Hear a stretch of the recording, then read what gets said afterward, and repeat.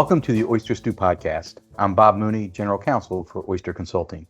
In today's podcast, Oyster's technology experts Jeff Wilk and Dan Garrett dive deep into making informed technology decisions. They'll explore the critical factors behind the build versus buy decision, breaking down hidden cost, navigating team dynamics, and ensuring seamless integration of your tech stack. Whether you're building in-house, managing third-party vendors, or considering a hybrid version of these, Jeff and Dan share their insights on how to align your technology with your business goals, stay compliant, and keep your system secure. Let's get started. Jeff? Thanks, Bob, and good afternoon, everybody. I'm Jeff Wilk, Managing Director here at Oyster Consulting within our Strategic Planning and Execution Unit. And I'm joined today with Dan Garrett. We'll turn it over to Dan in a moment, but we're here to talk to you about building versus buying your fintech technology solutions, whether it's a platform you're building from scratch as a startup, whether it's a platform where you're looking to enhance or transform to something new. There's lots of considerations. So we are going to spend time diving into each one of those, very much in a conversational way. And let's just see where the conversation goes. Dan, welcome.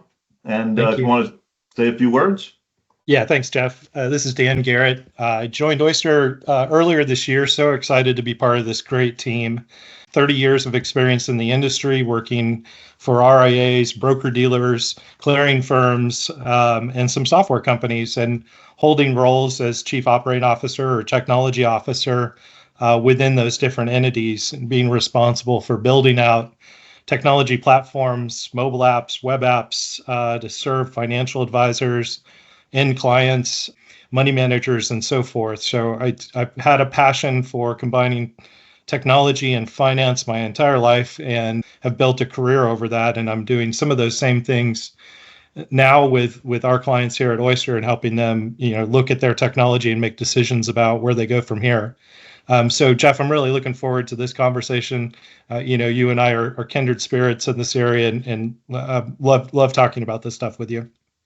No, absolutely, Dan. It's interesting hearing your background too. It just makes me think for a second how there's so many similarities when it comes to technology, regardless of from which kind of lens you're looking at it from.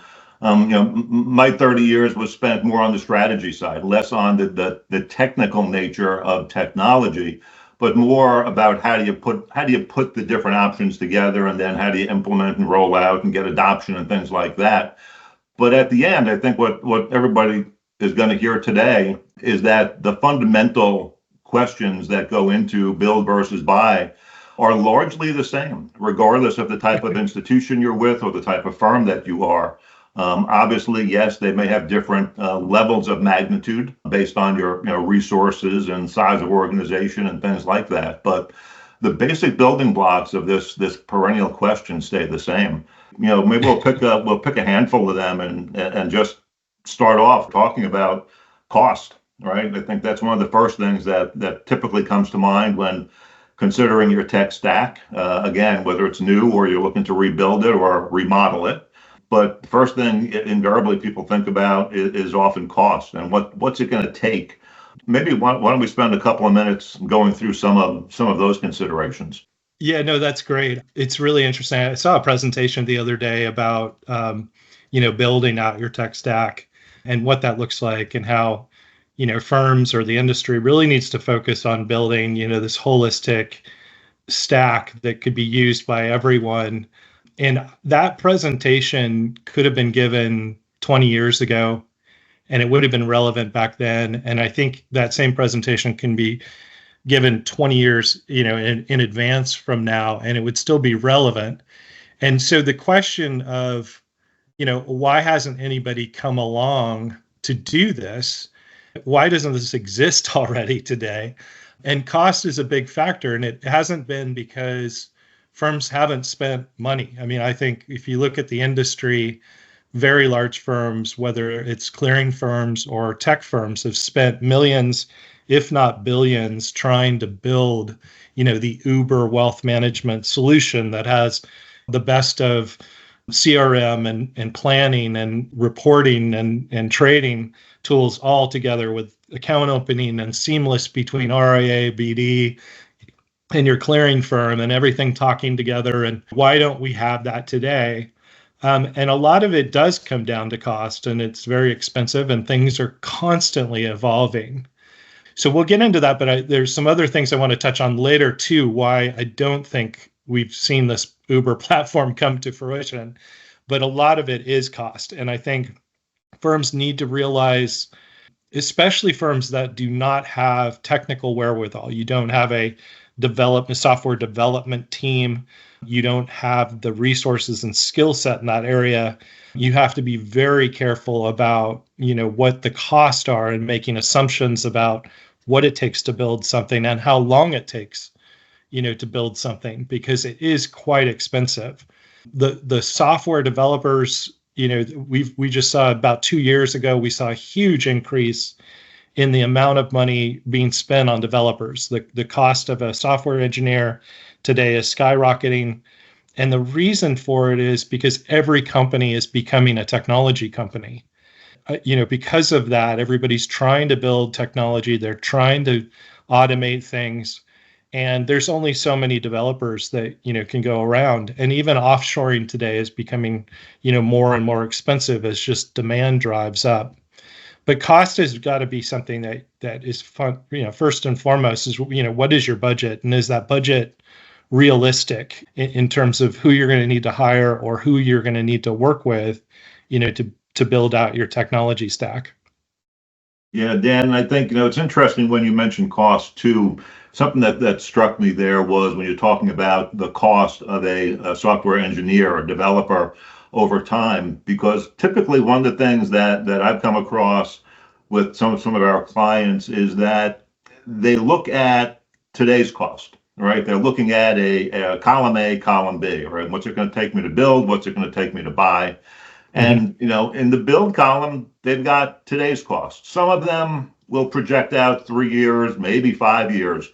But, in that build scenario, right? I mean, I don't think there's much of an argument to say you're not looking to build your own platform for the short term, right? In most cases, you're looking to do it for the long term. And in that case, exactly to your point, you've got to build in a realistic escalation, more than just an inflation rate, if you will, on certain expenses, simply because the technology changes, the demand on the expertise to work with that technology, and not just to maintain what you have, but to deploy the new, is just going to increase exponentially as well. And I think that's a great point to highlight, because it does often, at least in my experience, it does often get overlooked when you're doing a long-term projection. And then what, right? A couple of years down the road, all of a sudden they're looking at, well, what happened to my platform costs? We only projected it to be X, and it's 2X, it's 3X. A lot of folks naively just think, oh, we're just going to build it and then it'll be fine. We won't need those developers or anything after we get it built. Well, there is no end to the building, right? There's always new regulations. There's changes that occur. There's enhancements that you want to make. There's bug fixes. There's the cybersecurity issues that you need to be aware of and stay on top of, and so forth. Typically what I've seen in the industry is you have about 5 years. You build a product, and that product probably needs to be rebuilt in about 5 years. And at about the 10-year mark, if you haven't, you're now starting to run into major problems where you've probably developed it in a language that you're going to have a hard time finding developers that even know or want to learn or support, that system in. So things are constantly evolving, and you need to budget in maintenance to make sure that those systems, like I said, are adhering to new regs or dealing with cybersecurity issues and so forth. So it's something that people really need to think about. You're touching on, I think, a second perhaps topic here that's critical in the build versus buy conversation, which is, I guess, it's the culture of the organization itself, right? So, how does that organization think today? How do they do their planning process? How long is it for? Do they have a culture of sticking to what may be a 5-year plan for a certain project? Or does that initiative, say a new build, a new technology build, that's going to take 2 to 3 or 4 years to actually completely realize, do they have to go through an annual budget process every time, which might put the project in jeopardy that was initially laid out for a 3 or 5 year cycle. So I think you're touching on a very important topic too, on I guess what I'm labeling as culture of the organization. Any insights or experiences in running across, I guess, the pluses or the danger zones with organizational culture within a firm? Yeah, that's boy, we could do a whole other podcast on that topic. um, there's a lot that goes into building out a technology team. You've got a lot of interesting personalities when you bring together folks that are business analysts and software developers and quality assurance folks, and getting them all to work together on a common goal, usually very fast paced, usually very budget restrained, if you will, to get things delivered and so forth. And that culture of having, things very well organized, responsibilities well defined, timelines, adhered to, and making sure that, the team is delivering, on the promise of that technology. It's difficult. I've built so many different tech teams over the years. People come and go, people, advance in their careers, and the team dynamic is constantly changing. And I think you have to be a culture that's adjust and adapt to change very quickly, not just with the change of technology as that's spinning around and new things are coming about, but also just the chaos of the team dynamic and bringing in different people or new people into the team as things go on, and still have a coherent leadership and structure and culture that keeps that application going, and supporting the business and providing good service to clients. And I think that's one thing that's so critical when you're developing technology, is to be very, very client focused in your culture. And you're building for that user, you're building for that client, whether that's an end retail client or a financial advisor or a trader on a trading desk. You cannot build that with assumptions. You cannot build that on your own. You have to have a culture around the client and the client experience, and building what it is that they want and need.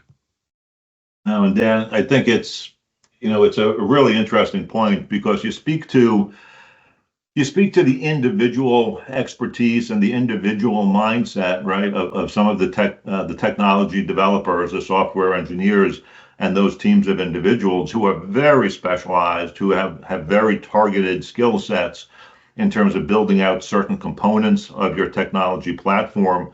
But at the same time, as you mentioned, you need to have somebody with this much broader view, who I think is chiefly responsible for the scalability of a platform, the flexibility of a platform, so that it can address the changing needs of the business as that development process goes on, right? I mean, there's certain building blocks that have to be put into place regardless, but then there's other pathways that may open up. There are other technology enhancements that may appear that you want to take advantage of, or you need to take advantage of, a regulatory change that takes place. And that team of developers can't be so locked down that you can't pivot and make a change, or put something additional into the tech stack because it's a very time sensitive or business sensitive need. So I think that flexibility and that kind of vision on the scalability and the flexibility of the platform is important, or it becomes a large vulnerability.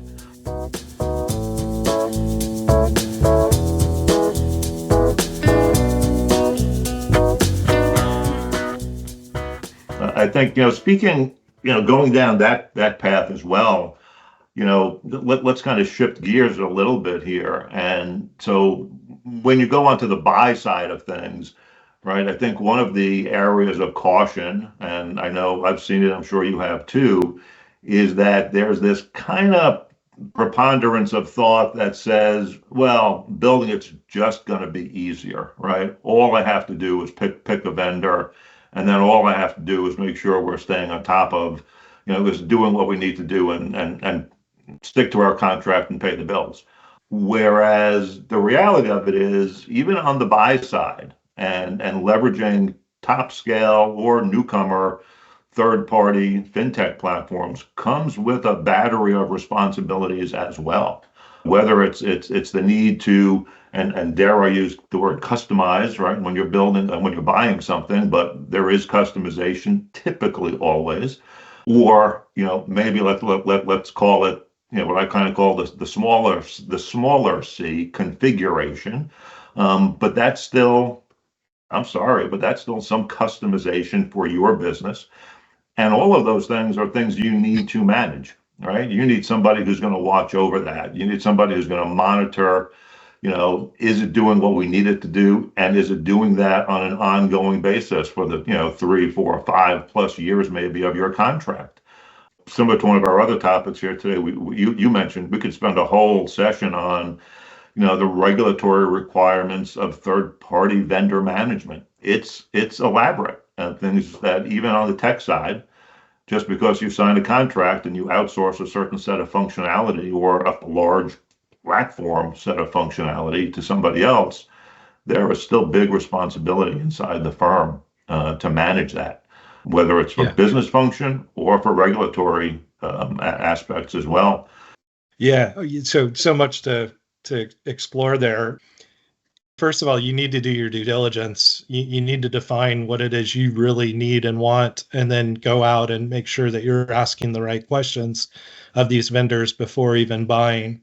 But even that buy, once you've signed the contract, that just is the start. I did a blog not too long ago about like vendor relationships and how important those are. That you are meeting with your vendors on a regular basis, talking about what they're doing, what they're concerned about, what they're building. Are they staying on top of regulatory issues? Are you communicating with them, what you like or dislike about their system? Are you staying on top of the latest versions and releases that are coming out? These are all things that you need to do. And like you said, you can't just you are still ultimately responsible for your clients, and operating within the best interest of your clients and dealing with all the privacy considerations. I've worked with a few clients now on putting together the incident response program for them. And in doing that, a lot of that is working directly, with your vendors. When an incident occurs, and let's say you have a breach of data, it's not your fault, it's one of your vendors. Well, it's still your problem, and it's still something that you have to deal with that vendor. You have to communicate with your clients. You need to be ready and prepared for doing those types of things, and have conversations with your clients and with your vendors ahead of time about if this happens. And some would say not if, but when this happens, which is even scarier. But if this happens, what are you going to do as a vendor, and what do I need to do, on my side, to get through this breach of data, or essentially a threat to, the system, or an outage even, where the system's gone down, and having all of that prepared. It amps up certainly more when it's your system. But, when you have a vendor involved and you've bought a system, you still have to stay on top of those things and think about, those worst case scenarios, those rainy days that will come, to be prepared. No, absolutely, Dan. And it's an interesting topic, the whole incident response plan. Oyster has done a number of engagements with firms in the whole business continuity, disaster recovery planning areas, which includes the incident response plans. And somewhere in the past 12 months, there was a large, fairly industry-wide or almost industry-wide outage. Thankfully, it wasn't long lasting, but it was long enough to cause issues. And it was interesting how within Oyster, we got a couple of phone calls from firms who we had worked with, who went all the way through a full business continuity planning process and built out very robust incident response plans. And some firms who had, let's call it, slightly less developed. They were there, they captured the essence, but they didn't go all the way through to actually have an executable plan on what Mhm. to do. Thinking, well, this critical point of failure is a mega vendor. They're never going to go down. And if they do, they'll come back up, very quickly, so there won't be a problem. Well, like you said, rainy days do happen. And it was just interesting to see. It was good to get the phone calls from those firms that were fully ready and they had a plan in place. And then, unfortunately, to get the calls from the other firms saying, what are other firms doing? Because we didn't take that last step. So these are real issues that firms need to think about. The regulators are all over it. They are, as part of routine exams now, they are looking for not just business continuity, but they're going pages and pages deep and looking at incident response plans in Yeah. terms of what are you going to do? I'll tie it up a little bit too, because we were talking about culture, and I think having a culture of compliance is important. Compliance is everyone's responsibility at the firm. And if you're selecting technology or building technology or integrating technology, you need to be aware of, the compliance ramifications of those systems and be responsible, for those pieces. And a lot of times, I've worked with a lot of compliance people that are great, but they're not tech people, right? Yeah. And so it's a difficult part of their job because they're not tech savvy. But yeah, they have to be responsible at the firm for all of that. And I think the burden shouldn't be put on their shoulders 100%. I think that burden needs to be carried by folks across the firm, and especially with technology folks that do know the technology and do know cybersecurity risk. They should be up and aware of, our regulatory requirements in the industry, imposed on us by the SEC or FINRA, and really understanding those rules and regs and the systems that they have, and also the vendor relationships, because I think that's where it needs to start. And it needs to, you need to work in conjunction with your compliance officers. The other thing I wanted to touch on, kind of circling back around to, it's not just buying a system and then signing a contract and you're great. The one thing that we see a lot of is integrating these different systems. And whether you're buying or building, if you are buying, chances are you're going to be doing a little bit of building, and that may be offset to your vendors, or maybe you need to bring in somebody to help you. But the critical thing is that you're buying these different solutions out there, but all those solutions need to talk to one another.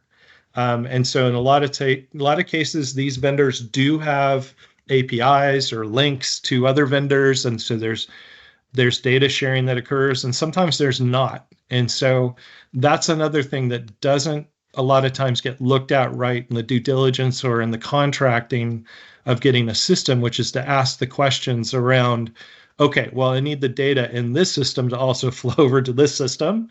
Yep.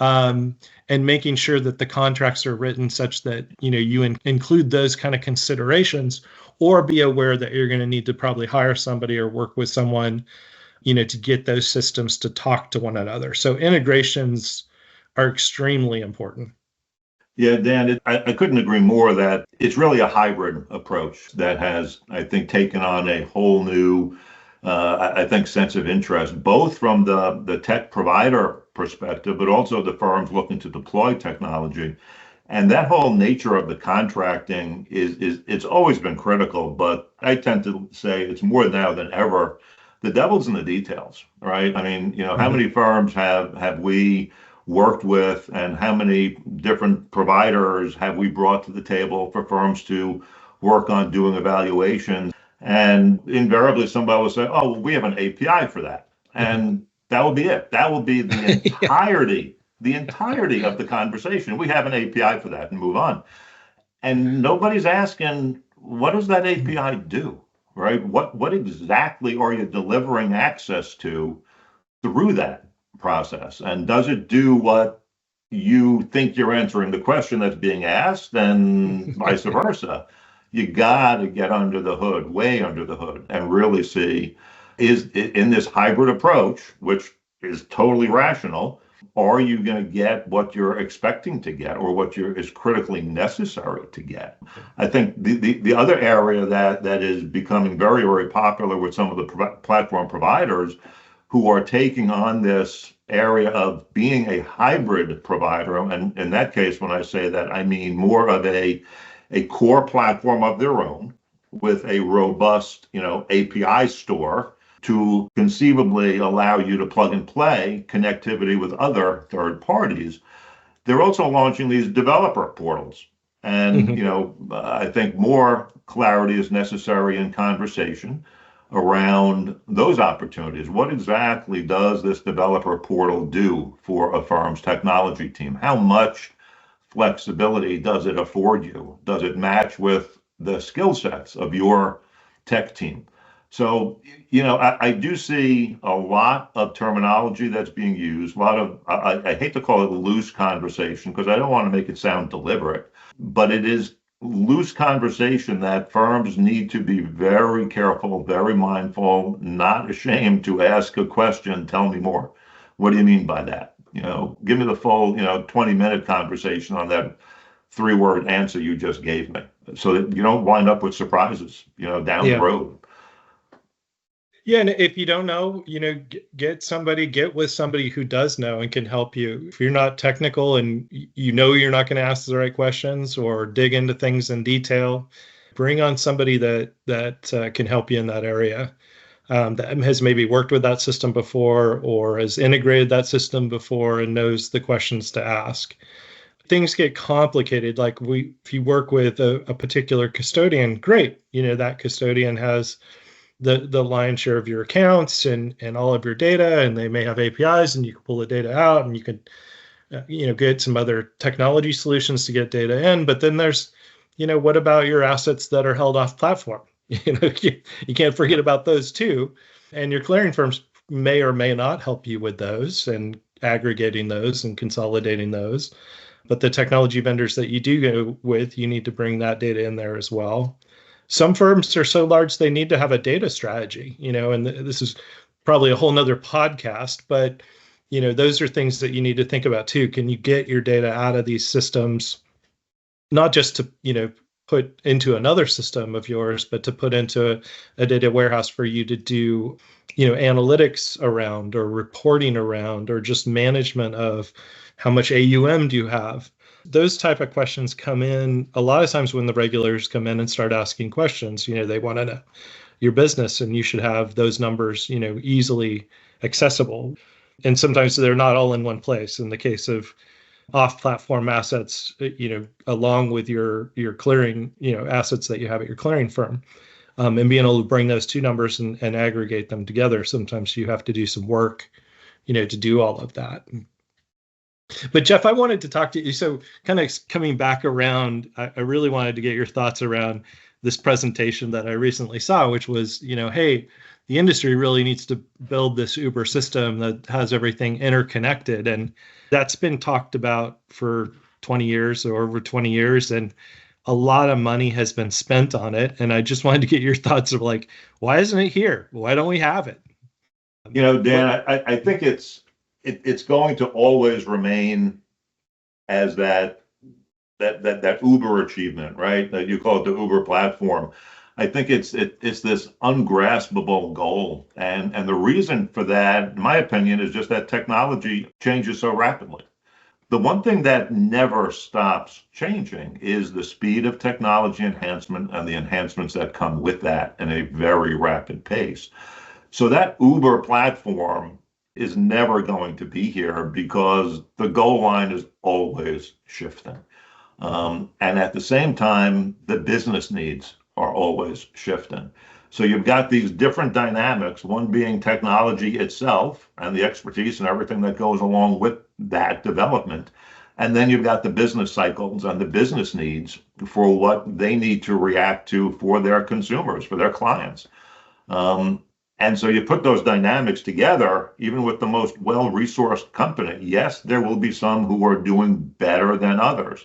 Yes, there may be some who are delivering enhancements faster than others. But is there ever going to be the single one source platform that is the right and best solution for everybody? I don't see that. And I think that creates opportunities, and it certainly creates challenges, particularly on the strategy side. It also creates challenges for firms who are looking to always be mindful and providing the best level of service that their clients, and most of our firms, it's also for their advisors, in addition to the end clients. But what do they want? What do they need? What do they experience in their day-to-day lives, not just in their financial lives? And all of those competing forces, I think, are just going to drive forever the moving goalposts that firms have to chase after, regardless of how big and how dynamic and how nimble they are. I think I totally agree with you. And it's interesting because I just saw, like, this is a novel idea. Why don't we survey what firms want? And is this something that they want? And their surveys are coming back saying this is not something clients want. This is not what firms want. They don't want an Uber system. So why are we trying to build it? Or why are we, Yep. It's almost like a fool's errand, throwing millions of dollars into building the system when you don't have a customer or client base that actually wants it. What we're seeing, again, coming out of some of these surveys is, to your point, I want the freedom to pick the best breed systems out there. And like you said, there's different firms that focus on different parts of their business. Maybe that's they want the best of breed financial planning tools, or they want the best of breed performance reporting tools, or trading's really important. So all these firms are different. And at all times, there's new technology that's coming about and coming together, to really bring those tools. And I'm not always saying the newest, latest thing is always the greatest thing, because a lot of times it's not. But there's always new entrants in the market. There's new tools and techniques. There's great new ideas. There's new products that come to market all the time. So it's ever shifting, and to think that you could put together this, amazing platform that does everything and talks to everyone and is perfect. It's just, I don't see it happening, where I think the industry has gone for many years now, which is just, hey, I'm going to be a CRM solution, but I'm going to talk to, these 3 planning systems and these 4 performance reporting systems, and they too are talking to me. And so we've got this kind of industry, layer of communication between these firms, which makes those products kind of have a network effect around these vendors, if you will play nicely together. And I can package these up into a stack that's appropriate for my business and for my clients. No, I think, Dan, we are virtually identically on the same page here too, and we haven't even touched on, other components of variables that are needed, right? You talk about it from an end client perspective. What about the different personas of the types of clients, right? I mean, the age categories, the geographic makeup, the different income levels, the wealth spectrum. I mean, they all drive different needs. They all have different use characteristics. And again, trying to find the one single platform that accommodates all of them, I just don't think it's out there, nor do I think it will ever be out there in a single source type of a solution. On the flip side, I think we've also seen and experienced in our prior careers wanting to work on the one hand with fewer technology vendors than having this huge tech stack, but at the same time, perhaps being concerned that you're putting too much in one basket. So there's always that dynamic going on too. I think what we're saying here is that there are so many different components of what firms need to look at when they're starting to put their tech stack together. They're all critical that go into this build versus buy conversation and decision making. But there's no one of them. I think that's the silver bullet. All right. There's no one lever that's going to make this decision. It's so multifaceted. And, to work with folks like Dan, myself, all the other consultants here at Oyster Consulting who have done this for many, many years, have very, very deep relationships with the major providers, the newcomers in the fintech space. We know a lot about what these different platforms do, what they can provide, how they work together, what their cultures are like, and how they might interface very well with a firm's culture, and how to help work with you in that decisioning process to bring together whether it's a build strategy, or it's a buy strategy, or it's this seemingly ever-growing area of a hybrid strategy. Leverage the expertise that you have available and help you with that decisioning and that discovery and that evaluation process. Dan, any last comments? First of all, this has been great. As always, you and I just chatting about these things is always fun. I'm always very passionate about this. To me, it's so exciting when new vendors are coming to the market and people are thinking new ways about putting things together and thinking through their tech stack. And it's fun to be in a place where you're just seeing things ever changing. And there's just so much on the horizon right now to bring these things together. But to your point, it's a lot, and you need to surround yourself by a team of experts to help you out in all these areas, and building that team of great people that can just help you out move from where you are to where you need to be.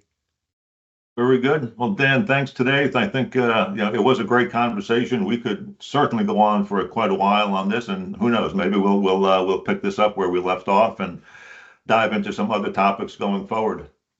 But again, thanks for your time. Thank you. Thanks everyone for listening. If you'd like to learn more about our experts and how Oyster can help your firm, visit our website at oysterllc.com. If you like what you heard today, follow us on whatever platform you listen to and give us a review. Reviews make it easier for people to find us. Have a great day.